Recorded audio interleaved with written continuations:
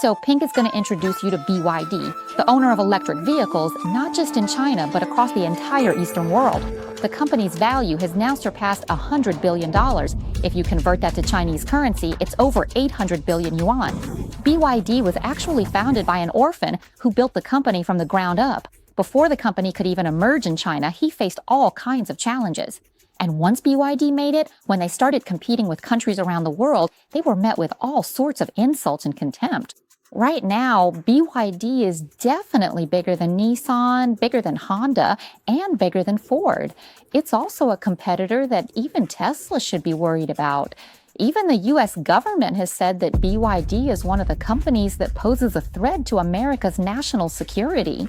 So are you curious about how they grew, how they became so strong, and how they managed to become the leading EV company in the Eastern world?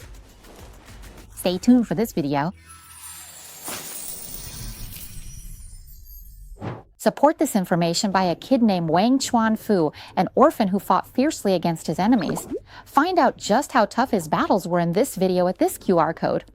Or you can easily support the Sign Money Monster channel by liking, sharing, and leaving a comment to chat with us. And most importantly, please hit subscribe so it'll be easier for us to meet again when the next video drops. Once you subscribe, you don't have to do it again. Thank you. Let's start in 1966, in the midst of famine and hardship in the country after the end of World War II. On April 8, 1966, a boy named Wang Chuanfu was born in Anhui Province, which was considered one of the poorest provinces in China. Wang Chuanfu had a total of 8 siblings, which was pretty normal for Chinese families back then. Even though they faced all kinds of poverty and challenges, he still grew up happy. It was a happy family, and their father taught his children to live with morals and honesty. He emphasized that the kids needed to be hardworking and kind. But because they were so poor, when Wang Chuanfu turned 13, his father got liver cancer. Of course, they didn't have money for treatment, so they just had to make do. Without money for medical care, Wang's father passed away when Wang was only 13, leaving him an orphan. At that time, his sister was sent away to study somewhere else. At home, there was only his older brother left, who was just 18 years old and had to take on the responsibility of earning a living. As for Wang Chuanfu, he got into a vocational school, hoping that when he grew up, he would have a stable job. But he only managed to study for 2 years. While Wang Chuanfu was taking his final exams one day, someone burst into the exam room and told him that something had happened and he needed to go see his mother right away. Wang Chuanfu was shocked. He put down his exam paper and ran to see his mother, but he was too late. She had already passed away. Now he was truly an orphan. But Wang Chuanfu was still fortunate in a way. He was able to continue his studies because his older brother and sister-in-law worked incredibly hard to support him. They did whatever it took to make sure their younger brother could finish school because he was the family's hope. They believed that if he graduated, he would be able to get a good job and earn a stable income.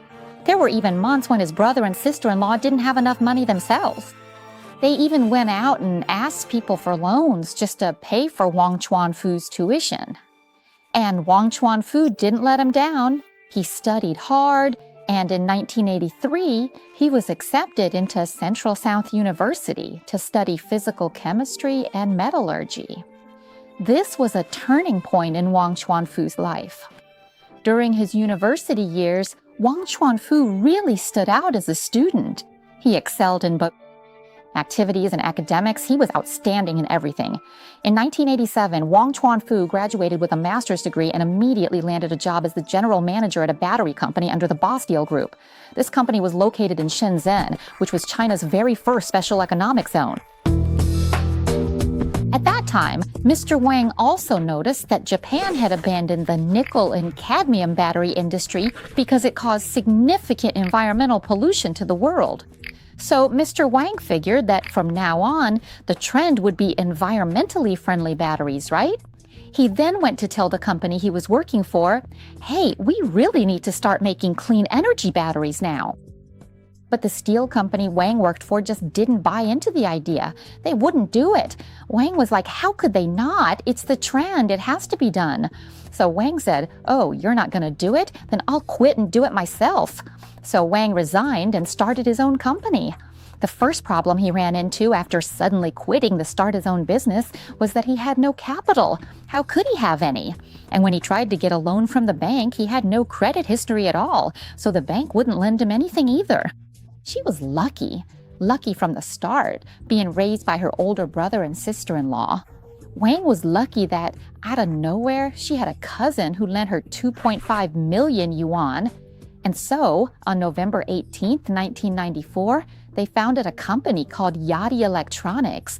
But when they spelled it out as Yadi in company listings, the letter Y always ended up at the very end. Whenever names were called, hers was always last. So she changed the name from Yadi to BYD because the letter B comes right after A, so it would be near the top of the list. In the beginning, BYD was just a startup. Wang didn't have much money, so she had to work hard alongside her employees. And of course, with no money, there was no way to buy things like production line machinery. But once again, Wang got lucky. Because Wang's factory was in China, which had one of the lowest minimum wages. So Wang realized that actually hiring Chinese workers to stand and produce was even cheaper than using automated production lines. She invested a total of 1 million yuan to create a system, a production process that relied on people working in a sort of click-clack assembly line. At the very beginning, they could produce 4,000 batteries a day. That number allowed, in 1997, BYD to become the largest battery manufacturer in China. Wang was able to sell up to 150 million batteries within just 3 years. Now, after BYD became the #1 battery company in China, that was still just #1 in China. After that, BYD wanted to go global, which was no easy feat. They faced a lot of setbacks. First of all, at that time, Chinese products were seen as cheap and low quality. But Wang Chuanfu insisted that he had to get the deal, so he sent his sales manager, Stella Li, who was a high-level sales executive, to pitch to a company everyone knows, Motorola, to sell batteries to them. At that time, Motorola really didn't want to buy because they already had their own supplier and didn't want to switch suppliers since it would be a hassle and just plain annoying. But Stella Li, BYD senior sales manager, was talented and successful. She managed to sell to Motorola. And do you know what happened after that? Once Motorola switched its battery supplier to BYD, it turned out their costs went down and their profits increased. After that, Nokia reached out to BYD, saying they wanted to use BYD batteries in their phones too. And in 2002, BYD was listed on the Hong Kong Stock Exchange. In 2003, BYD surpassed Japan's Sanyo, which at the time is the world's largest battery manufacturer. This shows just how well Wang Chuanfu's BYD battery business was doing back then. But do you know what Wang Chuanfu said? He thought it still wasn't good enough. Should we move into the automotive industry? At that time, whether it was ordinary people, investors, or shareholders, everyone said Wang was crazy. They told him not to do it because BYD was born as a battery manufacturer, so just stick to making batteries. Why get into cars? And what did Wang even know about cars? He didn't know anything about cars. Wang didn't even have a driver's license yet. How was he going to start a car manufacturing company? But that's just the kind of person Wang is. Wang wanted to go for it. In 2003, he went ahead and bought a 77% stake in Qinchuan Automobile for a total of 270 million yuan. As soon as the purchase was announced, BYD's stock price plummeted really hard at that time. When the stock dropped, the company's value fell by about 2.7 billion Hong Kong dollars in just 2 days. It was shocking. What Wang did back then really didn't impress investors at all. After Wang bought Qinchuan Automobile, right? So Qinchuan Automobile had actually produced cars before, a model called the Flyer, which they made in collaboration with Suzuki from Japan. After Wang bought Qinchuan Automobile, he took that car model and put it under the BYD brand. Sales were terrible, but Wang said, "It's okay, let's try again." By September 2005, they launched the BYD S3, and this time, wow! It got worse because with this model, everyone said it looked exactly like the Toyota Corona. People called it the twin car. The BYD QF3 and Toyota Corona were so alike, you could even use the same spare parts. If you spot a difference, circle it. At first, consumers said, no way, it's just a knockoff. But the Chinese had their secret weapon, their signature move, their standard approach. No one knows who made it first, but the Chinese made theirs later, and it was way cheaper, a lot cheaper. In Japan, no matter how hard they try to cut production costs, like using robotic assembly lines to reduce the need for human workers and all that, that's how the Japanese try to lower costs, right? But it just can't compete with Wang Chuanfu, who cut production costs by using Chinese labor. Because it's cheaper, the price of the F3 was really low. The Toyota Corona, it's like half and half. 50% of the parts are exactly the same. So Golf was like, wait, I can't believe it. It's 50% cheaper? How is that even possible? It was really interesting. Once the price became a talking point, suddenly the F3 started selling. It actually sold in the hundreds of thousands of units. Once they started selling a lot, they began to build a customer base. Like they had fans, they had capital, that sort of thing. So BYD started expanding. On August 9th, 2008, BYD opened a new production base in Qinchuan, and Wang Chuanfu boldly announced in front of the public that BYD would become the #1 car manufacturer in China by 2015. And BYD would be the #1 car manufacturer by 2025. After that, in 2008, the following year, Wang was really confident in BYD. He said, we're going global. So he took BYD to the Detroit Auto Show. But they got roasted by the media, like really mocked. Whether it was BYD's brochures or the brand name written in Chinese, people were saying, hey, you're at an international event, so why aren't your brochures in English? They picked up the brochures and were like, it is still all in Chinese. And on top of that, BYD got seriously mocked for looking way too much like Toyota.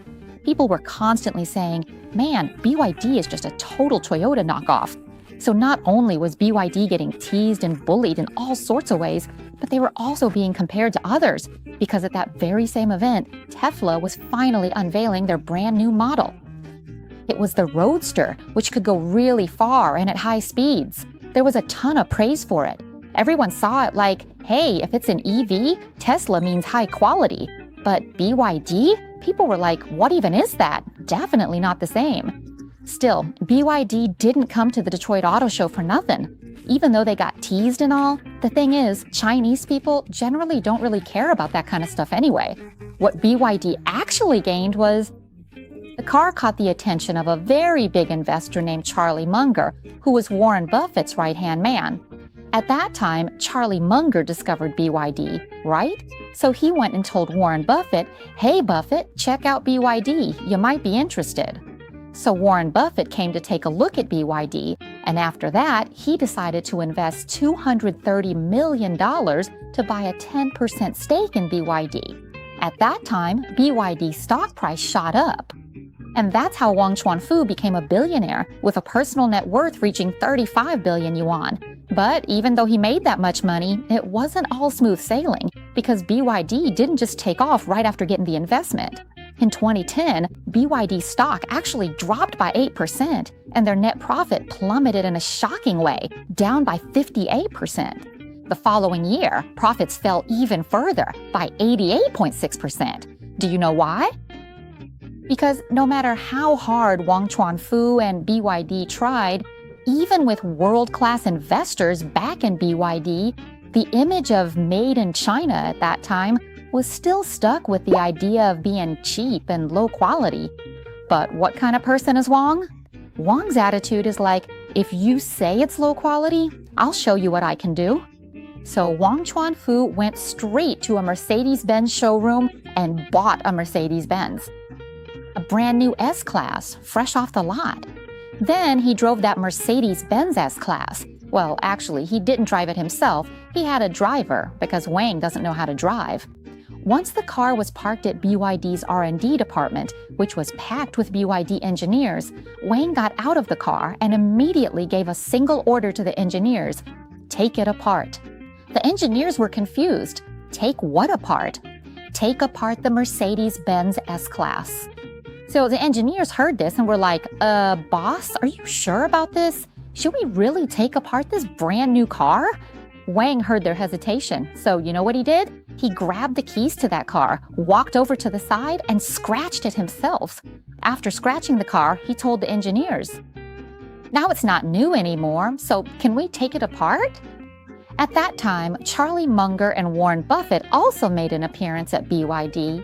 The point was to announce to investors around the world that, hey, everyone, Warren Buffett and Charlie Munger, two world-class investors, are still with BYD. That really helped build confidence. And then in 2015, BYD sold a large number of new energy vehicles, or NEVs. 61,722 vehicles, which means they captured 11% of the global EV market share, not a small amount. And in 2016, Leonardo DiCaprio became a brand ambassador for BYD, which boosted sales by 130%. At that point, they had taken 65% of the global EV market share, more than half the world. Now it was starting to look like BYD's EV industry was really taking off, right? Things were going well until the world saw the rise of a U.S. president named Donald Trump in his first term. At that time, BYD was just about to make it big, but Donald Trump basically put a stop to it. Because in 2017 to 2018, during Trump's first term as president, one of the things he did to China, which everyone remembers, was to announce he imposed trade barriers on China for the first time, which really cut off a lot of China's financial lifelines. This led to a major economic problem, and the government had to cut its budget. One area where they reduced spending was subsidies for buying electric vehicles. As a result, BYD's profits dropped to just 1.6 billion yuan in 2019. At that time, Wang said this was the darkest period for BYD, with only one goal in mind. The only goal for our company at that time was just to survive. I'd say 2019 was really a tough year for BYD because besides Donald Trump, there were plenty of other disasters for BYD that year. On top of that, it was the year Tesla launched the Model Y, which became hugely popular and turned Tesla into the biggest electric car company in the world. Plus, Tesla said that BYD in China helped them cut costs significantly. Why? Because they used Chinese workers for production, right? Tesla made it clear. If that's the case, then Tesla would set up a manufacturing base in China too, and they could cut production costs the same way, by using Chinese labor. On top of that, that same year, another battery manufacturing company was founded in China, CATL. It's a battery company that's absolutely massive, truly on a grand scale.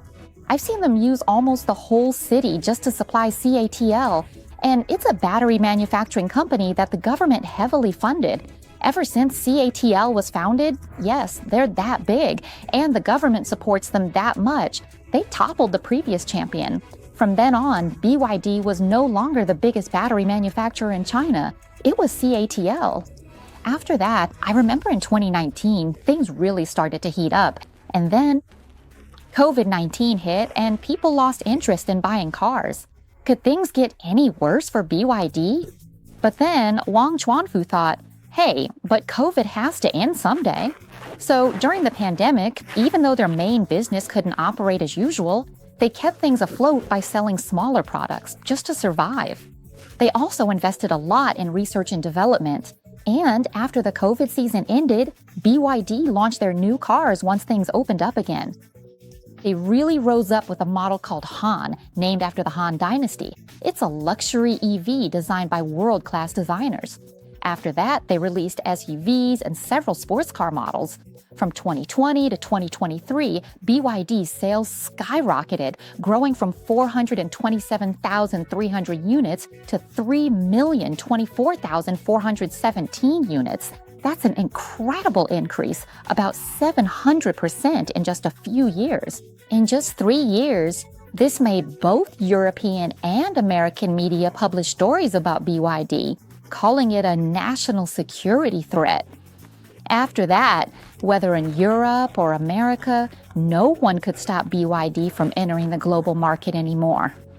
At that moment, yes, Wang Chuanfu, the orphan who grew up without a father or mother, who barely had enough money to go to school, built the BYD empire into an EV car company that actually captured more than half of the global market share.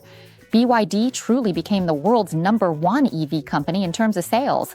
In 2024, BYD sold as many as 4,300,000 vehicles, with a total value of $170 billion. So, what do you think about BYD's story? Is Build Your Dreams good or not?